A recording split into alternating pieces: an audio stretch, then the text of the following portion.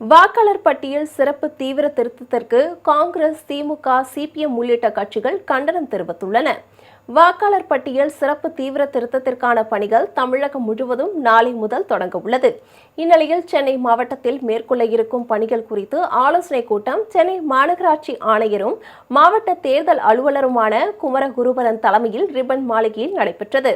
இந்த கூட்டத்தில் திமுக, காங்கிரஸ், இடதுசாரி கட்சிகள், அதிமுக, பாஜக, ஆம் ஆத்மி உள்ளிட்ட கட்சிகள் கலந்து கொண்டன.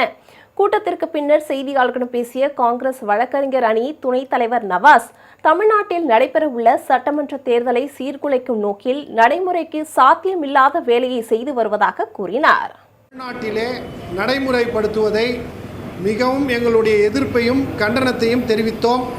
அதையும் மீறி அவர்கள் இது செயல்முறை என்று ஆரம்பித்தார்கள்.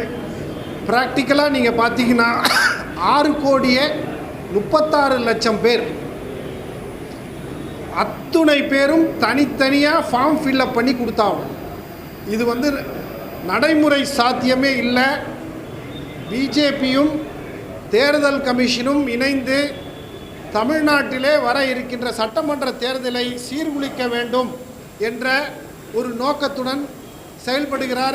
தொடர்ந்து பேசிய திமுக மாநில சட்டத்துறை துணை செயலாளர் சந்துரு, எந்த ஒரு புரிதலும் இல்லாமல் தமிழ்நாட்டில் நுழைய வேண்டும் என்பதற்காக ஒன்றிய பாஜக அரசு தேர்தல் ஆணையத்தை கைப்பாவையாக மாற்றியுள்ளதாக தெரிவித்தார். முறையான பயிற்சி இன்னும் தேர்தல் ஆணையத்தால் வழங்கப்படவில்லை.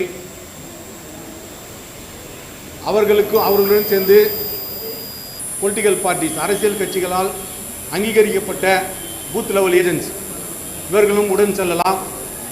அவர்களுக்கு உண்டான பயிற்சியும் முறையாக வழங்கவில்லை.